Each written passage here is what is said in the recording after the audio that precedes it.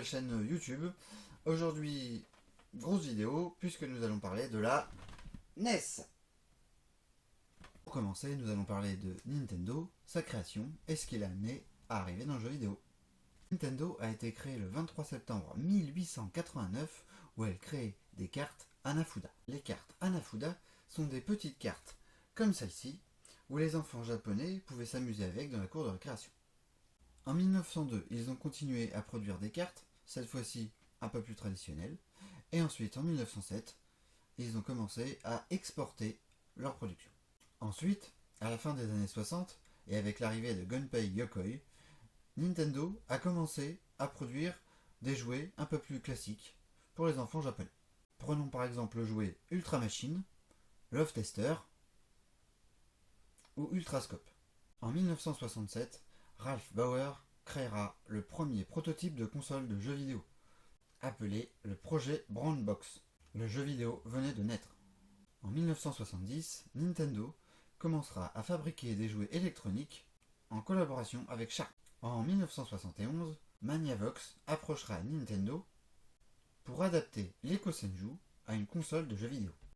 Nintendo refusera, mais améliorera malgré tout ses Kosenju pour pouvoir les adapter aux salles d'arcade. Malgré tous ces efforts, les Kosenju en salle d'arcade ne perceront pas, dû au fait de la crise pétrolière de 1973. En parallèle, toujours en 1972, Maniavox sortira la Maniavox Odyssey, première console à sortir aux États-Unis. En 1975, sortiront les premières consoles Pong sur le sol japonais.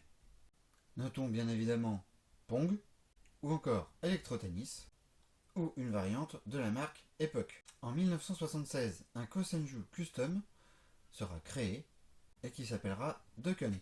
1977, et pour suivre la mode des consoles Pong, Nintendo sortira la Color TV Game 6 et la Color TV Game 15 au Japon, en partenariat avec Mitsubishi. C'est également à cette même période que sortira la Atari VCS aux États-Unis. En 1978, Nintendo continuera en sortant la Color TV Game Racing 112, et ils sortiront en parallèle sur borne d'arcade Computer Othello, puis Block Fever en novembre 1978. Nintendo fera également un partenariat avec Coleco dans le but de développer une technologie de pistolet pour la console Telstar Marksman. Ensuite, en avril 1979, sortira la Color TV Game Block Kuzushi, mais également la sortie de Space Fever sur borne d'arcade, une copie de Space Invaders. En 1980, sortira ensuite la Computer TV Game en quantité limitée, reprenant Computer Othello, lui-même sorti sur borne d'arcade. C'est également à cette période que Nintendo ouvrira une filiale aux États-Unis pour pouvoir vendre sa borne d'arcade. C'est Minoru Arakawa, le gendre du président Hiroshi Yamauchi, qui s'en chargera.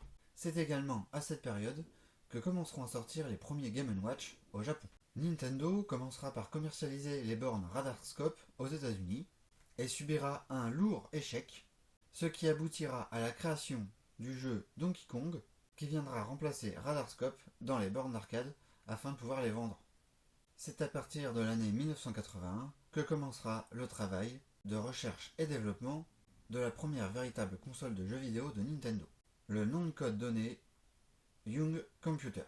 Ils retiendront le processeur 6502 fabriqué par Ricoh, qui permet d'afficher 16 couleurs sur une palette de 52 couleurs. Ce processeur avait la particularité d'être puissant et pas cher. C'est ensuite en 1982 que le nom de code changera en Gamecom, puis en Family Computer. La console sera rouge. La décision aura été prise suite à une conversation entre le président Yamauchi et Masayuki Uemura, concepteur du projet de la console. Les manettes devront être également intégrées à la console pour réduire les coûts. La console se branchera également sur la prise antenne des téléviseurs afin de réduire le coût, et parce que les prises Péritel AV étaient moins répandues sur les téléviseurs et coûtaient plus cher en coût de fabrication. La manette réutilisera également la croix directionnelle qui a été inventée par Gunpei Yokoi à la sortie des Game & Watch.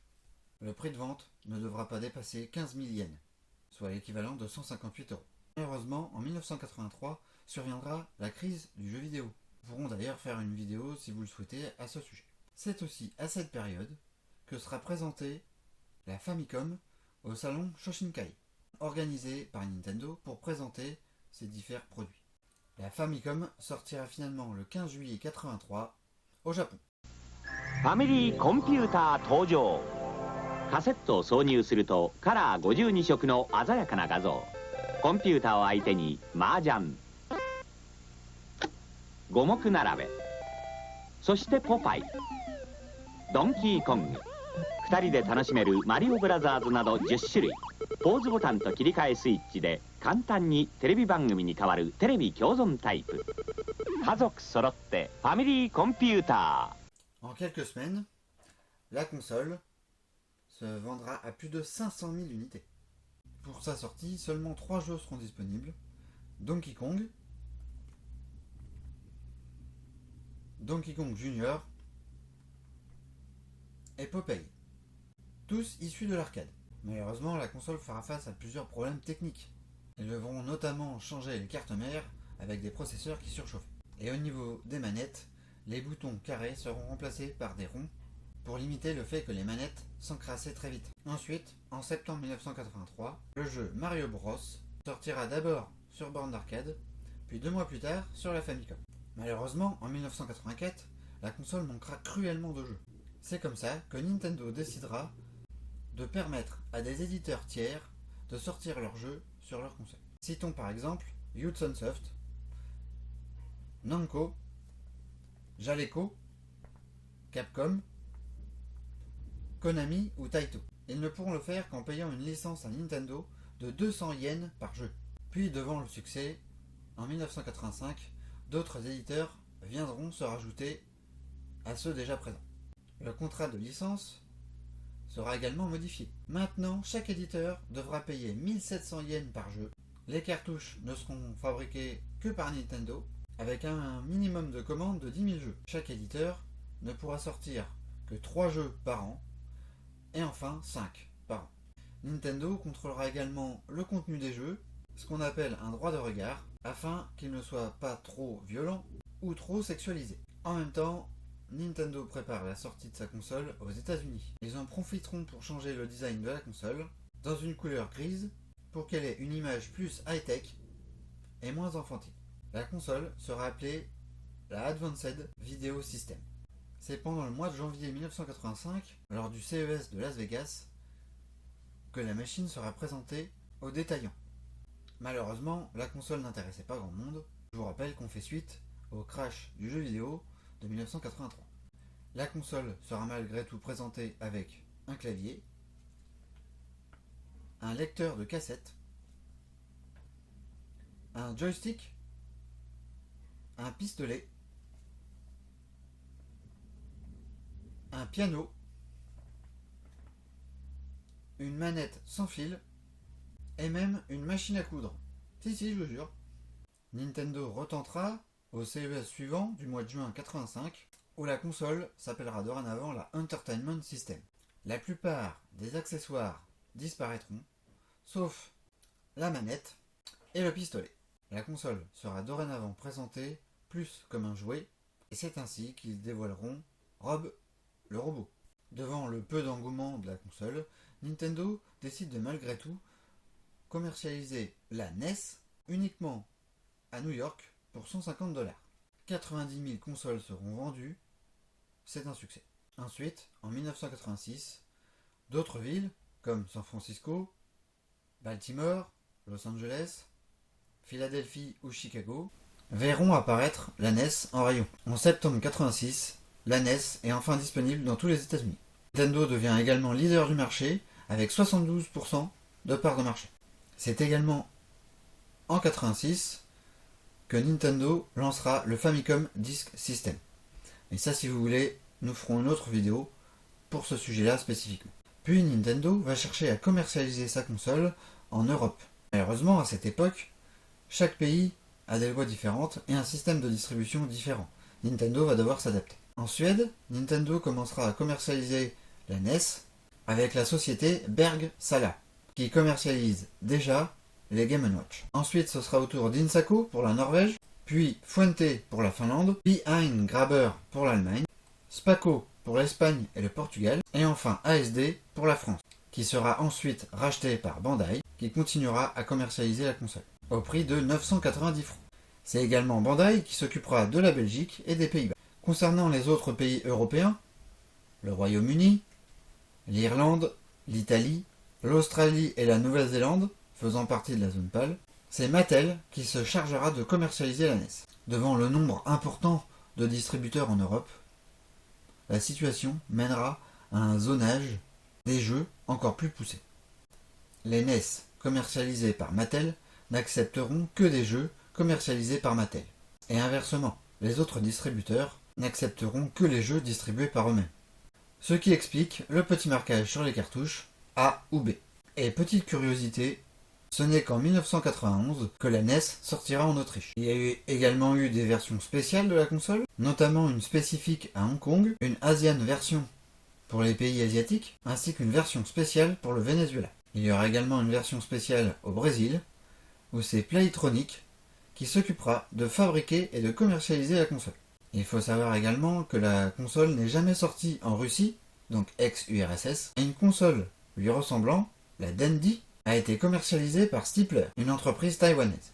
L'année d'après, en 1989, c'est également le lancement de la Game Boy.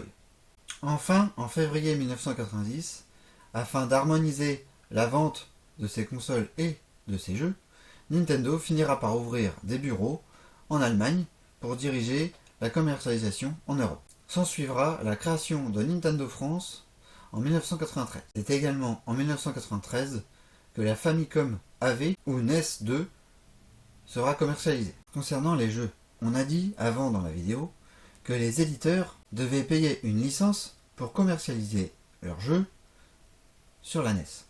Atari, suite au crash du jeu vidéo de 1983, a souhaité également commercialiser ses jeux sur la NES et a ouvert pour ça une filiale, Tencent. Au début, Tencent paiera la licence à Nintendo comme tous les autres éditeurs. Mais Atari, et donc Tencent, faisant face à des problèmes financiers, vont chercher par tous les moyens à pouvoir sortir des jeux sans payer la licence. C'est ce qu'on appellera les jeux non officiels. Ils vont réussir à récupérer les plans de la NES pour contourner la protection de la console et ainsi pouvoir sortir leurs jeux sans payer de royalties à Nintendo. Tengen ira même jusqu'à porter plainte contre Nintendo pour pratiques monopolistiques. Et Nintendo portera plainte également contre Tencent. S'ensuivra une bataille juridique devant les tribunaux jusqu'en 1993 où Tengen perdra son procès et devra retirer tous les jeux produits de la commercialisation. C'est également le cas de Codemasters qui aura sorti un seul jeu non officiel, Micro Machines.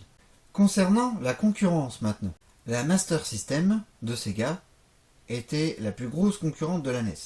Elle est sortie en même temps que la Famicom au Japon. Pour se démarquer, Nintendo proposera des bundles, notamment celui avec les Tortues Ninja, et fera de grosses campagnes publicitaires, aussi bien télé. Entrez dans la légende de Zelda. L'aventure dont vous êtes le héros. Méfiez-vous. Méfiez-vous. Méfiez-vous des ennemis diaboliques. Frappez-les de votre épée magique. Explorez le monde d'Hyrule. Découvrez ses secrets. Plongez dans l'aventure. Sauvez la princesse. La légende de Zelda. Exclusivement sur console Nintendo. Nintendo, plus c'est intelligent, plus c'est amusant. Que papier. Le pic des ventes de la console se fera au début des années 90, principalement en 1992 en France, avant que sa petite sœur, la Super NES, qu'on fera dans une autre vidéo, sorte en 1993. Il y aura également beaucoup de produits dérivés, des bonbons, des réveils, des céréales, des pins, des autocollants, des figurines, des peluches, et j'en passe. Il y aura même des dessins animés. Et connais-tu les deux frères plombiers? Héros, pas zéro dans les jeux vidéo. Bizarre, bizarre, tout paraît bizarre chez les plombiers. Quand ils réparent les fuites, ils partent dans les tuyaux. Super Mario Bros.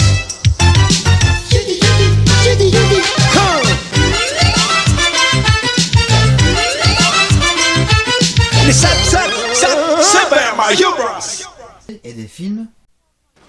2 tickets to California, please. That's $226. Well, we only have $27.30. What does that get us? Nowhere. Corey's taking his brother Jimmy on a ride. These two boys already traveled more than 80 miles across the state. We've hired someone to find him. What's his problem? He's just giant. But Jimmy's got a secret You got 50,000 on Double Dragon? that could make this the ride of their lives. Look at him. He's a wizard. He's headed for the video championship. This guy? What is that? Power glove. Yeah, well, just keep your power gloves up for all right? With a touch of romance I am not kissing a boy. and a ton of trouble. That's huge. We're too late.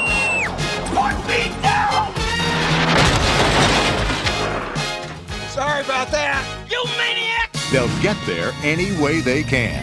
Emily! Here we come!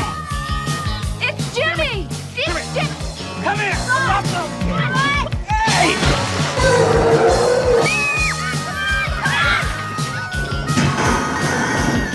Now, what do you think you're doing to him? All his life, you've been telling him to do what you want him to do. How about once you ask him what he wants to do, huh?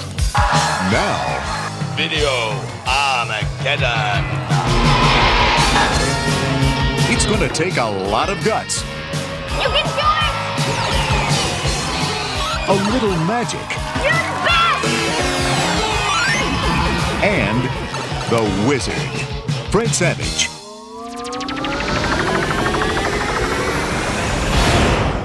The Wizard. Pour Noël 89, Nintendo est partout. On peut même parler de Nintendo Mania. Et il y aura même des magazines qui m'ont servi à l'écriture de la vidéo, comme le Club Nintendo en Europe, ou le Nintendo Power Magazine, ou le Nintendo Player. La Famicom continuera d'être produite jusqu'en 2003, alors que la version occidentale, la NES, ne sera plus produite en 1995. Et enfin, en 2007, c'est la fin du support SAV pour la Famicom et la NES. La console reviendra dans une version mini en novembre 2016 jusqu'en décembre 2018. La NES ou la Famicom étant une console très importante pour Nintendo, ils lui feront régulièrement référence, notamment en 2003 avec la sortie d'une série limitée de la Game Boy Advance SP. La Famicom Seitan 20 Shunen Present Campaign. Une console à gagner uniquement par concours au Japon. En 2004, sortira également la Game Boy Advance SP Famicom Color. Il y aura également une Game Boy Micro, la Game Boy Micro Happy Mario 20e Famicom version, exclusive au Japon. Et enfin, en 2014, une 3DS XL, édition limitée aux couleurs de la NES, sortira exclusivement aux USA. Maintenant, nous allons parler des cartouches et de ce qu'elles peuvent contenir. Une cartouche de jeu NES se compose principalement de deux puces, la NROM, la NROM. Une puce gérera le programme, le jeu, et une autre, un peu plus petite, gérera les autres éléments graphiques. Vous avez également une puce anti-piratage qui permettra de vérifier que l'éditeur a payé une licence à Nintendo et qu'il a le droit de sortir son jeu sur la console.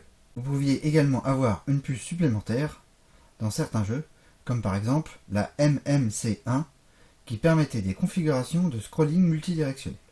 Et enfin, pour clore cette vidéo, nous allons parler des différents accessoires ou modèles de NES qui ont pu sortir. Vous avez pour commencer un clavier sorti en 84 avec le jeu Family Basic pour apprendre le programme du Basic. Vous avez eu ensuite le Data Recorder, il y a eu aussi le modem Famicom qui finalement ne sortira que pour les professionnels puisque pour le grand public il sera remplacé par le disque fax. C'est une borne qui servait à envoyer ses résultats dans les jeux à Nintendo, notamment lors de concours. Vous avez eu le My Computer TV C1, c'est une télé avec la Famicom intégrée. New Life Now. Hi!